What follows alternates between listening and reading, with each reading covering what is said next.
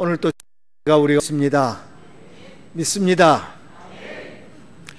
사도행전 2장의 교회는 정말 모델이 되는, 우리가 닮고 싶고 우리가 그대로 따라하고 싶은 아름다운 교회의 모습입니다.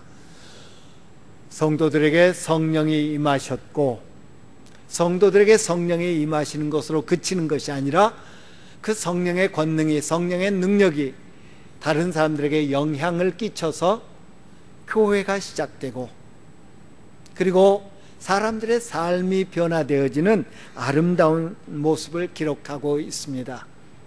우리가 사도행전을 읽을 때마다 사도행전 1장 8절이라고 하는 안경을 쓰고 읽읍시다 말씀드렸습니다. 성령이 너희에게 임하시면 권능을 받게 될 것이다. 그 권능을, 그 능력을 받으면 예루살렘으로부터 시작해서 땅끝까지 이르러 내 증인이 될 것이다. 예수님 말씀하셨습니다. 그리고 그 성령을 받기 위해서 예루살렘을 떠나지 말고 기다려라. 성령이 임했습니다. 성령의 권능이 임했습니다. 그리고 성령이 임하니까 제일 먼저 나타났던 것은 사람들의 변화되는 모습이었습니다. 사도들이 변했습니다. 예수님을 따르던 무리들이 변했습니다. 그리고 그들로 인해서 다른 사람들이 변합니다. 예루살렘 사람들이 변합니다. 그렇습니다. 우리 주님께서 성령을 보내주시고 그 성령의 능력이 사람들에게 임했는데, 주님은 그 성령의 능력으로 말미암아서 어떤 희한한 일이 벌어지고 기적이 나타나고, 그것보다 먼저 그런 일도 나타나지만 그것보다 먼저 사람들을 변화시키는 것을 볼 수 있습니다. 주님의 일꾼은 변화되어야 되는 줄 믿습니다. 변화된 사람이 주의 일꾼 되고 주님 앞에 쓰임받는 그런 존재가 되는 줄 믿습니다. 예수로 말미암아서, 주님의 성령으로 말미암아서 우리가 어떻게 변화되었는가 살펴봅시다. 나는 예수 믿은 다음에 어떤 변화가 있는가? 그런 변화들이 우리 삶의 증거로 나타나기를 원합니다. 아, 너 예수 믿더니 변했네, 달라졌네. 우리 주변 사람들로부터 그런 소리를 들어야 성령의 능력이 우리 안에 역사하고 있는 줄 믿습니다. 제자들이 변했습니다. 그로 말미암아서 예루살렘 사람들이 변했습니다. 당황하고 놀라하며 이게 무슨 일인가 오해했던 사람들이 변했습니다.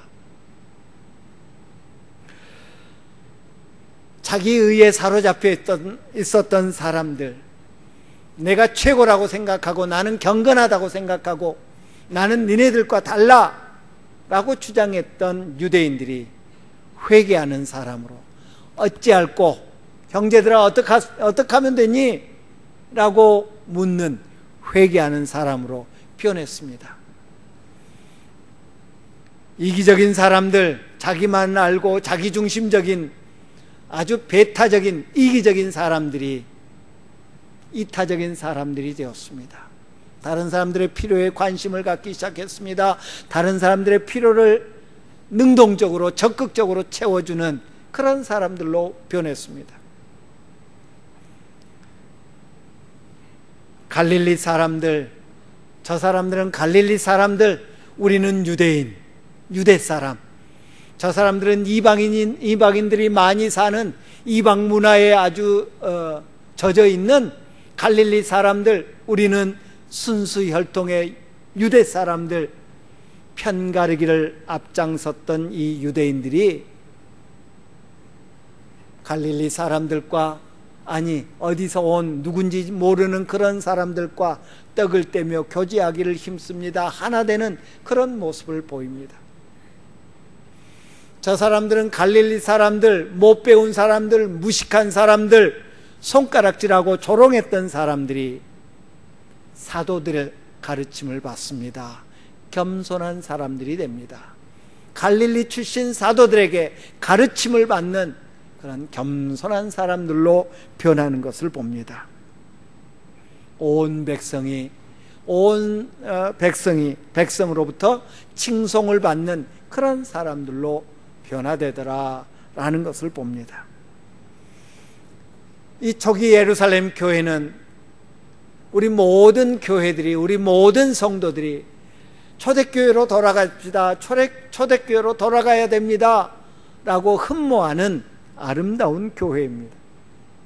이상적인 교회입니다. 천국이 이 땅에서 실현되는 것 같은 그런 교회였습니다.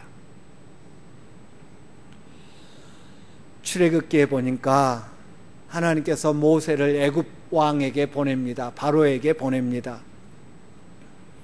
하나님이 그러시는데 내 백성 이스라엘을 내보내서 그들로 나를 섬기게 하라고 그러신다. 이스라엘 백성들 내보내주라. 아, 하나님이 그러신다면 해야지요. 당장이라도 떠나십시오. 제가 돕겠습니다. 천만의 말씀이지요. 피, 개구리, 이 파리로 계속되는 10번의 재앙, 그 재앙 가운데 얼마나 큰 손해를 봅니까? 농작물이 피해를 입고 가축이 피해를 입고 급기야는 10번째 재앙에서 다 죽지요. 모든 첫 것들은, 사람을 포함해서 모든 첫 것은 다 죽습니다. 그랬다고 놔줍니까? 놔주는 것 같았습니다. 그런데 병거를 거느리고 뒤쫓아가지요. 우리 종 안 될 바에야, 우리 노예 생활 안 할 바에야 다 죽이자, 그런 생각이었습니다. 그만큼 노예 생활하고 있는 이스라엘 백성들을 놔주기 싫어합니다. 사탄도 마찬가지입니다. 누군가에게 전도를 하려고 하다 보면 참 말이 잘 안 먹히지요. 방해하는 요소들이 참 많지요. 그냥 찰떡같이 약속했는데, 아, 이번 주일날은 그래, 내가 너 따라서 교회 갈게 했는데 그날 딱 무슨 일이 생기네요. 로마서에 보니까 우리가 예수 믿기 전 우리의 모습은 죄의 종 노릇하던 사람이라고 그렇게 말하고 있습니다. 죄의 노예 생활을 하고 있습니다. 다른 말로 하면 사탄의 종입니다. 사탄의 노예입니다. 사탄이 호락호락 놔줄 리가 없지요. 사도행전 2장 마지막 부분은 참 아름다운 모습입니다. 너와 나가 없습니다. 그야말로 우리입니다. 가족보다 더 친밀합니다. 아름답습니다. 천국의 모습 같습니다. 사람마다 두려워하는데 사도들로 인하여 기사와 이적이 많이 나타났더라. 오늘 사도행전 3장 우리가 잘 아는 이야기는 사도들로 인해서 나타난 많은 기사와 이적들 중에 하나입니다. 대표적인 예라고 할 수 있을 것입니다. 나면서부터 못 걸었던 사람, 그 사람이 예수 그리스도의 이름으로 걷고 뛰는 사람이 됐습니다. 엄청난 기적이지요. 우리 김지성 집사님이 지금 병원에 입원해 계시는데 무릎 수술을 하셨습니다. 거의 한 달쯤 됐나요? 무릎 수술을 하셨는데 이제 좀 나아지면 어떻게 해야죠? 물리치료해야 됩니다. 뭐 발목을 삐든 또 어디 뼈가 부러지든 수술을 하거나 뭐 이렇게 한 경우 기부스를 합니다. 반기부스를 합니다. 기부스를 풀면 어떡하죠? 물리치료를 합니다. 우리 권사님들 가운데, 나이 드신 분들 가운데 무릎 수술을 하시는 분들이 있는데 수술 받을 때보다 나중에 그걸 꺾을 때, 물리치료할 때 더 아파서 한쪽 수술 받으시고, 어디 계시나요? 우리 식사당번 하시는데 우리 김모 권사님은 한쪽 수술하시고 다른 쪽 수술할 계획이었는데 그거 꺾는 게 너무 아파서 이 한쪽은 그냥 아픈 대로 살래.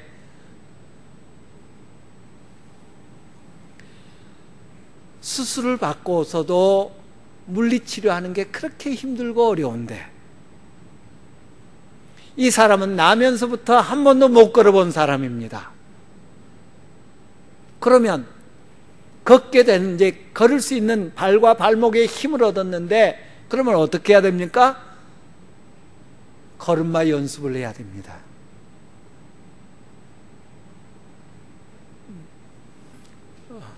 뭡니까? 지팡이를 짚든지, 요즘은 지팡이보다 더 좋은 것들 있죠.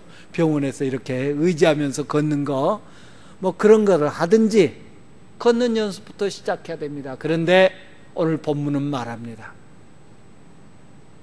발과 발목에 힘을 얻어서 그가 어떻게 했다고요? 걷고 뛰면서 하나님을 찬양했다고 말합니다.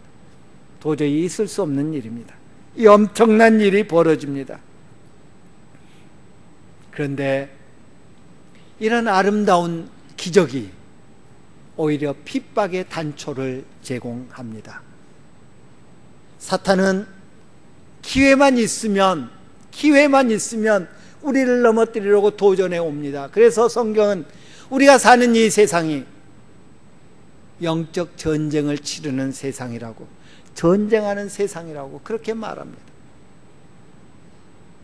사탄은 이미 우리가 하나님의 자녀된 우리를, 예수 그리스도를 주와 구주로 시인한 우리를, 그래 네가 예수 믿게 됐으니 잘 가라, 빠이빠이,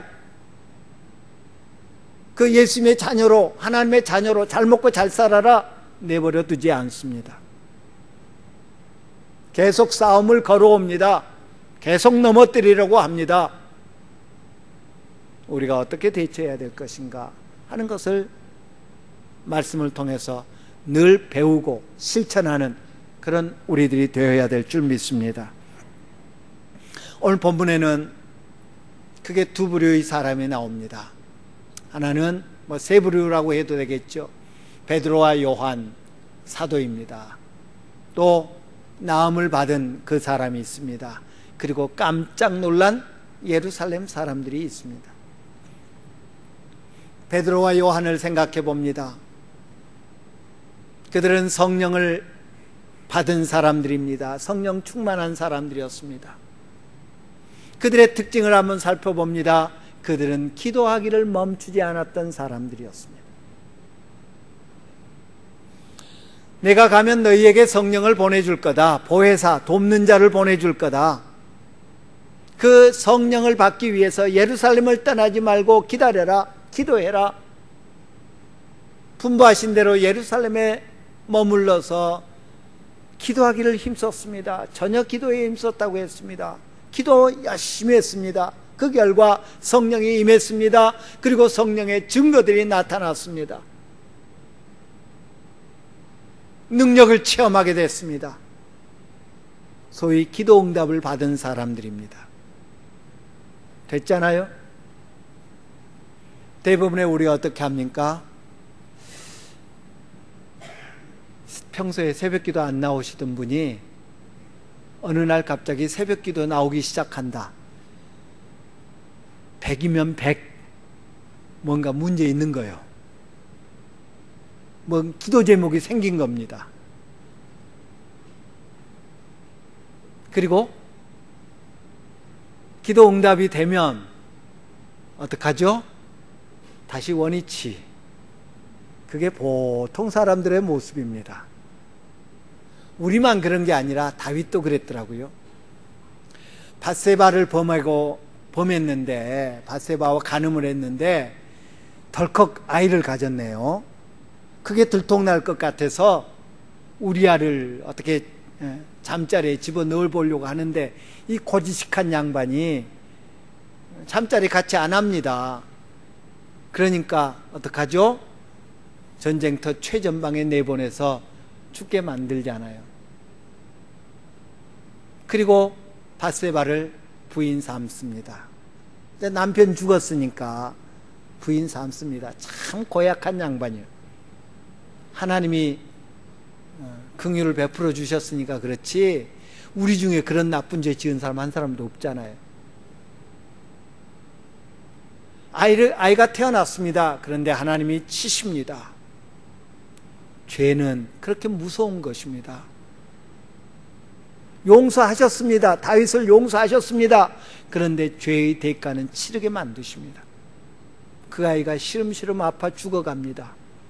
그러자 다윗이 어떡합니까? 식음을 전폐하고 하나님께 매달립니다. 하나님이 이 아이 살려주십시오.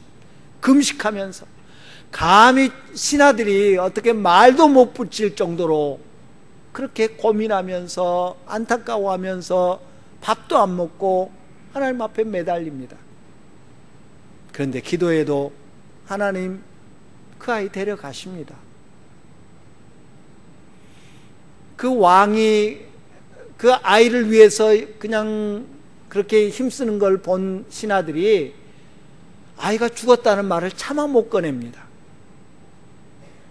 그런데 다윗이 눈치를 채죠. 신하들이 수군수군하고 뭔가 할 말이 있는 것 같고, 성경에는 그런 말은 없습니다마는 다윗이 알아차립니다. 얘가 죽었지? 예, 사실은요. 그러자 어떡합니까? 옷을 갈아입습니다. 하나님 앞에 회개하기 위해서 입었던 베옷을 벗고 다시 왕복을 갈아입습니다. 야, 배고프다. 상 좀 차려라. 상황 끝. 그러니까 원위치로 돌아옵니다. 제자들이 성령을 기다리면서 모여 기도했습니다. 그리고 기도 응답이 되어서 성령을 받았습니다. 그러면 어떻게 되죠? 야, 우리 성령 받았다. 야, 우리에게 권능이 나타났다. 주님의 약속이 우리에게 이루어졌다. 끝. 기도 끝. 아니었습니다.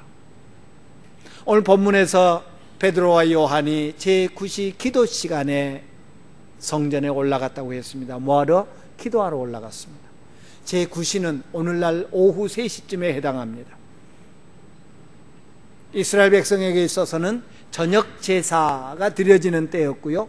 저녁 제사 드린 다음에 기도하는 것이 유대인들의 관례였습니다. 다니엘서 보면 왕이 금 신상을 만들어 놓고 누구든지 이 앞으로 지나다니는 사람은 그 앞에 절해야 된다. 여기 절하지 않고 다른 신한테 절하거나 기도하는 사람은 사자굴에 던져 죽인다. 명령을 내렸습니다. 그것을 알고도 다니엘은 하루에 3번 기도 시간에 늘 자기 집에서 예루살렘을 향하여 앉아서 기도했다고 그렇게 말합니다. 하루 3번 기도했는데, 또 다니엘서에 보면 제9시 기도 시간에 기도하다가 가브리엘 천사가 환상에 대해서 설명해 주는 것을 듣습니다. 그리고 다니엘서는 그 환상에 대해서 기록하고 있는 것을 봅니다. 사도행전 10장에 고넬료라고 하는 사람이 등장합니다. 이 사람은 이달리아 사람이었고요. 군대 백부장이었습니다. 그러나 하나님을 섬기는 경건한 사람이었습니다. 그가 제9시 기도 시간에 기도하다가 환상을 보지요. 욥바라고 하는 곳에 베드로라는 사람이 있는데 한 번도 만나보지 않았던 사람입니다. 베드로라는 사람이 욥바에 있는데 그를 청해다가 그의 설교를 들어라. 결국 그는 그 환상대로 베드로를 청해서 예수 그리스도를 소개받고 주님을 영접한 그런 이방인이 되는 것을 볼 수 있습니다. 제9시는 기도하는 시간이었습니다. 베드로와 요한이 성전에 올라갑니다. 기도하러 올라갑니다. 이미 기도 응답을 받았지만 쉬지 말고 기도하라는 주님의 말씀을 따르는, 순종하는 그런 사도였습니다. 그들은 기도를 멈추지 않았습니다. 우리는 어떡합니까? 그때그때 다른 그런 기도의 삶을 살지 않기를 간절히 바랍니다. 늘 기도합시다. 기도 응답의 여부에 상관없이 기도로 하나님께 나아갑시다. 기도로 하나님과 교제합시다. 기도로 하나님과 소통하자고요. 두 번째로 이 사도들은 사랑의 사람, 선한 동기의 사람들이었습니다. 나면서부터 못 걷게 된 사람을 일으켜 세워 결국은 걷고 뛰는 사람으로 만들었습니다. 인생에 있어서 걸어보는 첫 경험을 하게 만든 그런 사람이었습니다. 그런 사도들이었습니다. 오늘 본문에 보면 한 푼 줍시오 구걸하는 이 사람을 주의 깊게 봤다고 그랬습니다. 이 사람이 원하는 것은 돈이었습니다. 끼니를 이어갈 돈, 매일매일을 살아가는데 필요한 돈, 이 사람이 요구하는 것은 돈을 달라는 거였습니다. 그런데 베드로가 요한과 더불어 그 사람을 주목하여 보니 이 사람에게 정말 필요한 것은 돈이 아니다, 예수 그리스도다라는 것을 알게 되었습니다. 관심입니다. 불쌍히 여기는 마음입니다. 사랑하는 마음입니다. 예수님은 당신이 피곤해도,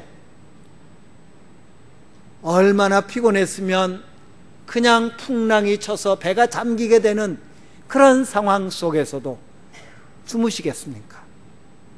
잠에 취해서 꼼짝을 못하는 그런 분이셨습니다. 피곤해서. 그럼에도 불구하고 그를 찾아오는 단 한 사람을 거절하지 않으셨습니다. 아파서 왔습니다. 고쳐줍니다. 귀신 들려서 왔습니다. 쫓아내 주십니다. 상담이 필요한데요, 만나 주십니다. 상담해 주십니다.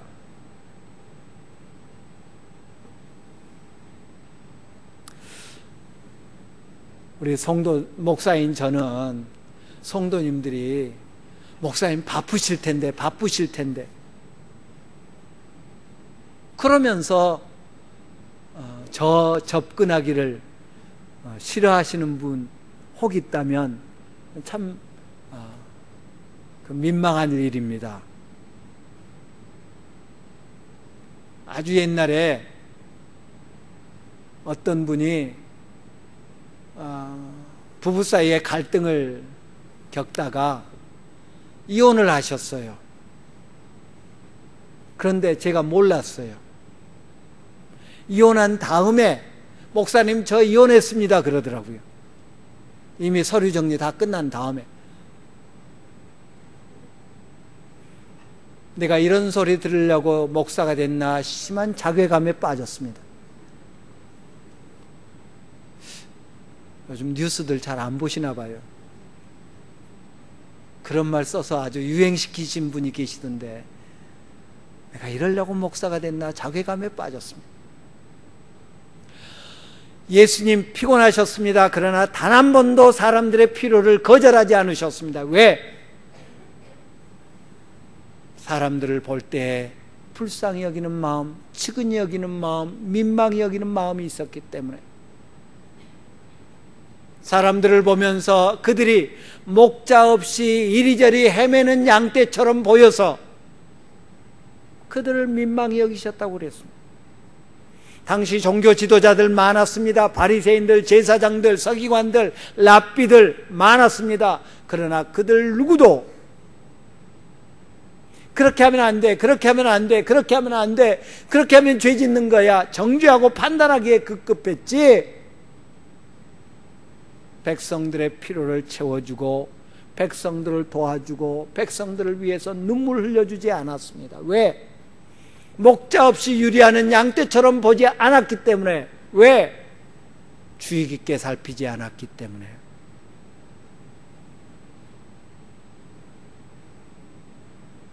베드로와 요한은 주목하여 보는 사람이었습니다. 주목하여 보니까 이 사람에게 정말 필요한 것은 은과 금, 돈이 아니라 예수 그리스도다 알게 되었던 것입니다. 은과 금은 우리에게 없지만 베드로 나쁘게 말하면 사기치고 있습니다. 무슨 소리입니까? 은과 금이 베드로에게 없다고, 베드로가 우리에게 은금이 없다고 말합니다. 요즘 말로 하면 돈 없는데 그렇게 말합니다. 정말 돈 없었습니까? 모르겠습니다. 그날 마침 지갑을 놓고 왔다. 요즘 말로 하면 나 지갑 놓고 왔는데, 그게 맞지, 돈 없단 말은 맞지 않는 말입니다. 왜? 사도행전 2장 마지막에 보면, 사도행전 4장에 보면 초대교회의 모습이 나오는데 네 것 내 것이 없었습니다. 바나바라고 하는 사람, 어떤 사람이었죠?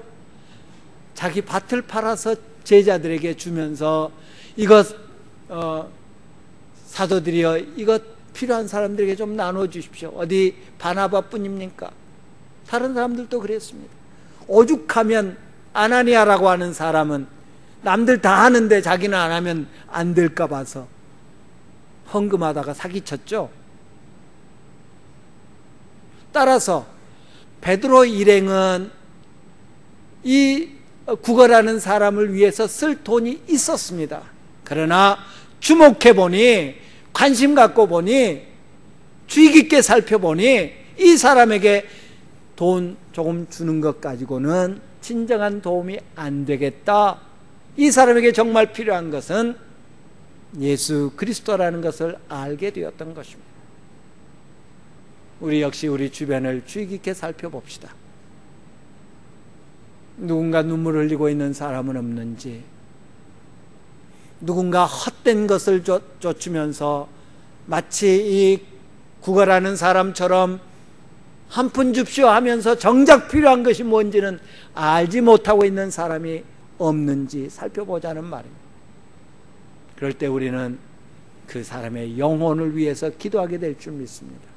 그 사람의 영혼을 불쌍히 여기는 마음을 갖게 될 줄 믿습니다. 그 사람의 영혼을 어루만져 주는 그런 심령으로 쓰임받게 될 줄 믿습니다. 세 번째로 이 베드로와 요한은 믿음의 사람들이었습니다.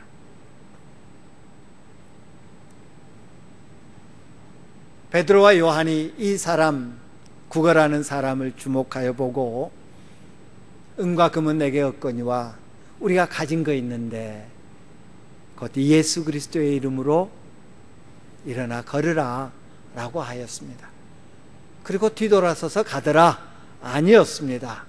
베드로가 허리를 구부리고, 뭐 그런 말은 없습니다마는 앉아서 구걸하던 사람이니까 베드로가 그랬겠죠. 허리를 구부리고 그의 오른손을 잡아 일으켰습니다. 그때 발과 발목에 힘이 들어갑니다. 하나님의 능력, 주님의 능력이 들어갑니다. 그래서 그는 걷고 뛰는 사람이 될 수 있었습니다. 여러분 한번 생각해 보십시오. 태어나면서부터 한 번도 못 걸었던 사람입니다. 그런데 그 사람의 손을 잡고 일어나 걸어라 했습니다. 그런데 아야! 소리만 나더라. 아파요! 소리만 났더라. 이런 낭패도 어디가 있습니까? 아야만 하고 말았으면 좋게요. 이 사람이 나 놀리나? 내가 아무리 거지지만, 내가 아무리 이렇게 불구자지만 나가지고 이렇게 놀릴 수 있어? 소리소리 지르면 어떻게 됐겠습니까? 우리 다음 주에 보겠습니다마는 이 사람이 성전 안에서 뛰면서 찬양하는 모습 보고, 야, 사람들이 그 앞에 몰려듭니다. 이 사람 그 갸가 아니야 하면서 몰려듭니다. 그 몰려들었던 사람들이 아마 성전 문에 다 몰려들었을 것입니다. 이 사람이 나 일으킨다고 뭐라고 하더니 내 손잡아 일으킵니다. 아파 죽겠는데, 창피해 죽겠는데 하면서 달려들면 그것처럼 낭패스러운 일이 없었을 것입니다. 한번 해보고 아니면 말고 아니었다는 말입니다. 이들에게는 믿음이 있었습니다. 이들에게는 확신이 있었습니다. 이들에게는 하나님의 능력을 신뢰하는 그 신뢰가 있었다는 것입니다. 왜? 그들은 기도의 사람이었기 때문에. 왜? 그들은 성령 충만한 사람이었기 때문에. 왜? 그들은 성령의 권능을, 성령의 능력을 친히 체험했던 사람들이었기 때문에. 이미 그들은 여러 차례 기사와 이적을 행했던 사람들이었습니다. 사도행전 2장 마지막 부분에 보면 사람들마다 다 두려워하는데 사도들로 인하여 기사와 표적이 많이 나타났다고 했습니다. 말씀드렸듯이 오늘 이 3장의 내용은 사도들로 인해서 나타난 표적 가운데 하나일 뿐입니다. 이미 주님의 능력을 경험했습니다. 성령이 임함으로 나타나는 결과들을 봐왔습니다. 그래서 그들은 주님을 신뢰하면서 그 사람의 오른손을 잡습니다. 잡아 일으킵니다. 일어나 걸으십시오. 일어나 걸으십시오. 오늘 본문에서 이 베드로와 요한은 그 사람에게 두 가지 요구를 합니다. 우리를 봐라. 우리 좀 보십시오. 아마 이 구걸하는 사람이 창피하니까 오늘날도 그렇지요. 사람 얼굴 보면서 눈 마주치면서 한 푼 줍시 안 하지요. 그냥 고개 푹 숙이고 누가 앞에 지나가는 것 같으면 한 푼 주십시오, 도와주십시오 라고 하죠. 그런 그를 향해서 우리를 보십시오, 우리를 보십시오, 주의를 환기시킵니다. 그리고 일어나서 걸으십시오. 일어나서 걸으십시오. 그냥 지나치면 됩니다. 왜? 서로 눈이 안 마주쳤으니까 민망하지도 않습니다. 눈 빤히 쳐다보면서 도와주십시오 하면 그냥 거절하고 가자니 좀 그렇잖아요. 그것도 성전에 들어가면서. 그냥 갔어도 됩니다. 그런데 오히려 우리를 바라보라고 확신이 없으면 할 수 없는 행동입니다. 믿음이 없으면 할 수 없는 행동입니다. 예수님은 말씀하셨습니다. 기도 외에는 이런 유가 나갈 수 없느니라. 다른 말로 하면 기도하면 이런 능력을 너희도 행할 수 있느니라 라고 말합니다. 믿음은 기적의 출발점입니다. 믿음은 기적의 출발점입니다. 마태복음 9장에 보면 여러 가지 기적들이 언급되어 있는데 중풍병자를 친구들이 메고 오죠. 그 중풍병자 고쳐주십니다. 친구들의 믿음을 보고 고쳐주셨다고 했습니다. 12년 동안 혈루증을 앓던 여인이 예수님의 옷자락을 만졌습니다. 내 믿음이 너를 구원하였다. 예수님 말씀해 주셨습니다. 예수님이 지나가신다는 소리를 듣고 두 맹인이 소리 지릅니다.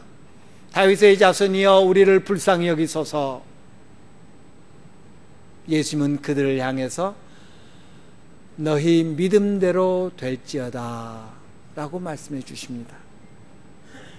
흉악한 귀신에 들린 딸의 어머니가 예수님을 찾아옵니다. 가나안 여인이었습니다. 자녀의 떡을 취해서 개에게 던짐이 마땅치 아니하다. 예, 맞습니다. 그래도 개도 주인의 상에서 떨어지는 부스러기들은 먹을 수 있지 않습니까?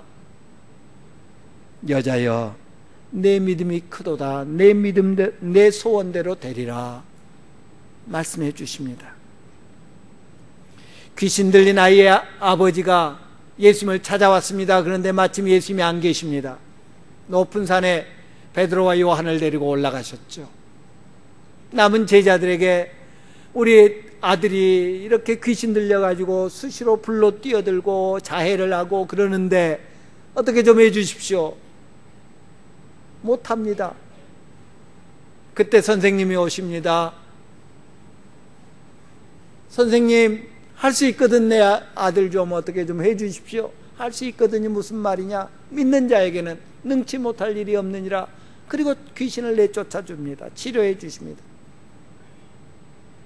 나중에 제자들이 묻습니다. 우리는 왜 못합니까? 믿음이 없는 영혼이라. 믿음이 없기 때문이다. 겨자씨만한 믿음이 있어도 산으로 옮겨 바다에 심기우라 하여도 그대로 될 것이다. 믿음을 말씀하십니다. 한 번은 예수님이 무리를 걸어오십니다.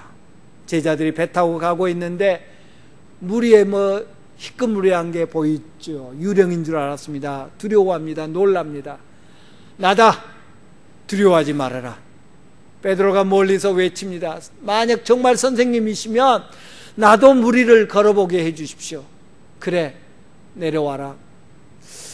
성경에 좀 자세히 기록했으면 좋았을 뻔했어요. 몇 발자국이나 무리를 걸어봤는지. 아무튼 무리를 걸었다고 그랬어요. 그러다가 파도를 보고 물에 빠져갑니다. 그때 예수님 손을 잡아 구출해 주시면서 뭐라고 그러십니까? 믿음이 작은 자여, 믿음이 작은 자여, 왜 의심하느냐? 예수님을 믿었던 한순간 베드로는 인류 최초로 무리를 걸어보는 엄청난 기적을 체험했습니다. 그러나 그 믿음이 의심으로 바뀌는 순간 그는 물로 빠져갔습니다. 믿음은 기적의 출발점인 줄 믿습니다. 우리에게 이런 믿음 달라고 기도합시다. 하나님, 나도 하나님을 신뢰하는, 주님을 신뢰하는 그 믿음의 소유자가 되게 해 주십시오. 주님, 우리 주변 사람들을 주의 깊게 살펴보며 사랑을 바탕으로 해서 돕는 자가 되게 해 주십시오. 주님, 우리에게 기도를 멈추지 않는 자가 되게 해 주십시오. 기도합시다. 그 결과 그 사람에게 변화가 나타났습니다. 의사인 누가는 그 사람의 형편에 대해서 자세히 언급합니다. 한 번도 걸어본 적이 없는 사람이라고 말합니다. 혹은 사람들이 메고 와야 되는, 메고 거기에 둔이라 짐짝처럼 여기죠. 수치스러운 인생이었습니다. 의존적인 인생이었습니다. 구걸하기 위해서 그곳에 왔습니다. 하나님과는 전혀 상관없는 세속적인 그런 삶을 살아야 했습니다. 그의 나이가 40이나 됐다고 그랬습니다. 40년 동안 그런 삶을 살았습니다. 참 안타까운 인생이죠. 그런 그에게 변화가 나타났습니다. 외적 변화가 있습니다. 걷고 뛰었다고 했습니다. 발과 발목에 힘을 얻어서 걷고 뛰는 그런 외적 변화가 나타납니다. 곧 뛰어서서 걸으며라고 말합니다. 우리 주님의 능력은 제한적이지 않습니다. 그날로부터 그는 걷는 연습을 시작하더라. 아니었습니다. 우리 주님의 능력은 완전합니다. 우리 주님의 역사는 완전합니다. 진화론을 이야기하는 사람들이 신진화론을 주장하는 과학자들은 그렇게 이야기하기도 합니다. 누군가가 창조했을 것이다. 그리고 그 다음부터는 진화했다. 우리 하나님의 창조는 그렇게 조금 부족한 창조, 모자란 창조, 그래서 우리가 뭔가를 더해서 나아지는 것 아닙니다. 구원도 마찬가지죠. 그 결과 그의 위치가 바뀌었습니다. 성전 미문이라는 성전문에서 성전을 등지고 앉았던 그가 성전 안으로 들어갑니다. 앉아서 겨우겨우 구걸하면서 하루하루를 연명했던 그가 더 이상 구걸할 필요를 느끼지 못하게 됩니다. 성전 안으로 들어가서 도와달라고 한 게 아니라 하나님을 찬양하는 그런 사람으로 바뀝니다. 또한 내적 변화가 나타납니다. 관심이 달라집니다. 추구하는 바가 달라집니다. 구걸하는 게 그의 관심이었습니다. 돈이 그의 관심이었습니다. 그랬던 그가 성전 안으로 들어가서 하나님을 찬송합니다. 예배하는 자가 되더라는 것입니다. 우선순위가 바뀌었습니다. 하루 종일 돈만 바라고 살았던 그가 이제 하나님을 찬송하는 사람으로 바뀌고 있는 것을 봅니다. 그는 지체장애자였기 때문에 죄인 취급을 당했습니다. 그래서 지금까지 단 한 번도 성전 안으로 들어가 볼 수 없었습니다. 왜? 성전 안에는 지체장애가 있는 사람들 못 들어갔으니까. 죄인들은 들어갈 수 없었으니까. 그러나 이제는 그의 신분이 바뀌었습니다. 영적 신분이 바뀌었습니다. 하나님을 담대하게 당당하게 찬송하는 그런 사람이 되었습니다. 그런 변화는 사람들을 놀라게 만들었습니다. 사도행전에 보면 놀랄 일이 참 많죠. 오순절 때 사람들이 놀랐고요. 오늘 본문에서 또 사람들이 놀랐고요. 베드로가 공회에서 아주 담대히 예수 그리스도를 증거하는 것을 보고 또 놀라고요. 앞으로 놀랄 일 참 많습니다.